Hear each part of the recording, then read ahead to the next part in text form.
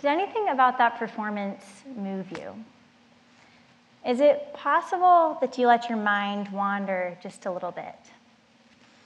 Or that maybe you started thinking a little more deeply than when we walked onto the stage? I frequently hear that classical music is too hard to understand, but I believe that we all speak the language of music very fluently.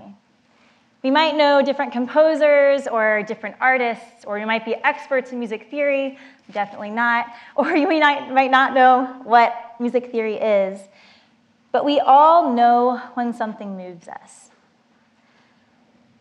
I remember maybe the first time that I was really moved by music. I was about 9 years old, and I was performing a piece called The Swan, which is what you just heard.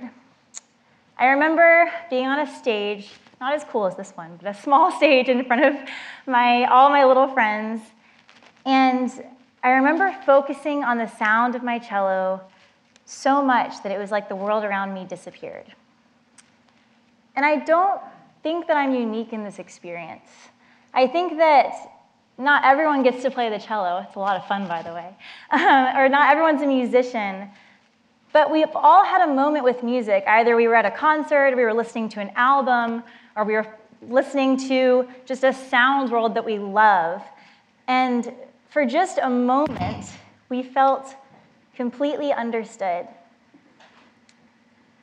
And another interesting thing about that piece, The Swan, is that it was written by Camille Saint-Saëns 100 years ago this month. It was actually premiered, which means that it had an emotional impact 100 years ago to an audience.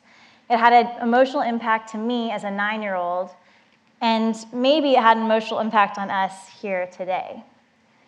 So music connects us to history in a way that the history books can't.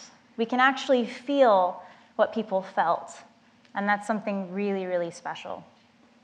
That piece was also another fun fact about it is the Carnival of the Animals, which is the part of the piece that you heard. All of the different instruments in the orchestra represent different zoo animals. So the cello, of course, the most beautiful of them all, represents the swan. So I recommend listening to the whole piece if you haven't heard it before. I grew up on something called the Suzuki method. Shinichi Suzuki was from Japan. He was a humanitarian, a violinist, a performer, and a teacher. And he was fascinated by how he could walk the streets of Japan and all of these little kids speak Japanese fluently, which seems pretty obvious, but Japanese is in like the top 10 most difficult languages to learn. And they weren't in classes to learn how to speak or how to communicate. They just picked it up because they were fully immersed in it. So he, being a teacher and a violinist, wondered if music could be learned in the same way. So let's think a little bit about how we learned our native language. We actually started learning our native language before, like when we were in the womb. We could hear how our mom would phrase her sentences. We could hear if something sounded really fast and intense, or if something was really calm. We could hear if there was a question or if there was a statement. We picked up all of these aspects of our language before we were even born. And then when we entered into the world and we started speaking, it was all positivity around us. If we said ment mixer instead of cement mixer, people were like, that's so cute. And they just encouraged us to speak more. We couldn't make any grand mistakes. Well, and then we also learned that words had meanings. So we started fully communicating with expert language speakers around us before we learned the alphabet, before we learned how to read, before we learned how to write. We were fully communicating. So Suzuki discovered that music could be learned in the same way. So in the Suzuki method, when kids are very young, they're just immersed in incredible music. And I love for my students to listen to music of all kinds, not just classical, but just great, like Ella Fitzgerald, Louis Armstrong, like listen to really great music. So they create this sound world of something they would maybe like to create, and they get an idea of what beauty is in music. It's interesting, though, because not everyone got to have that kind of classical music education.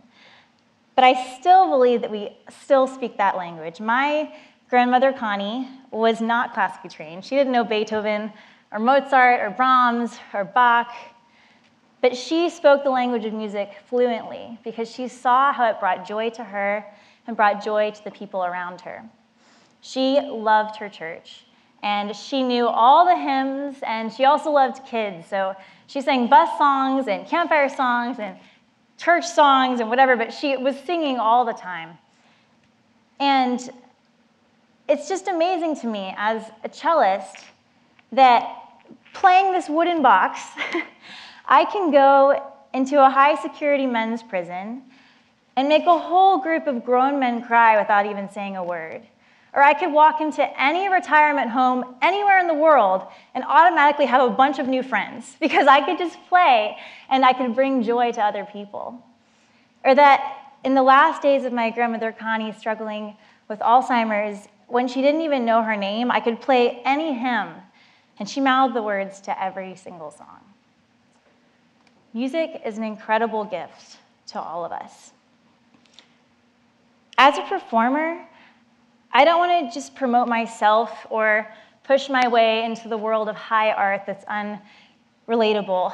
I want to look around me and see what the world needs and respond musically in a way that's honoring the cultural moment that I'm in. Music finds its way into all of the hurting places of the world, and there are so many hurting places in the world right now. It gives us a way to understand ourselves, to understand the world around us. It gives us something to say when words definitely aren't enough. And it connects us to the past, to people that are wildly different from us. It gives us a glue on something that we all have in common. I'm going to pull out a quote now because I'm really bad at remembering quotes, but I thought it was really good. Dietrich Bonhoeffer once said that music will help dissolve your perplexities and purify your character and sensibilities.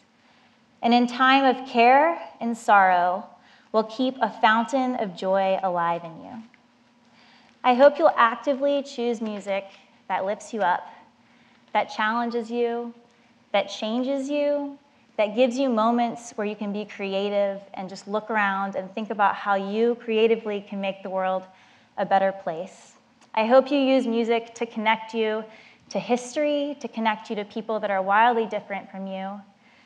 And most importantly, I hope that you'll just stop and listen.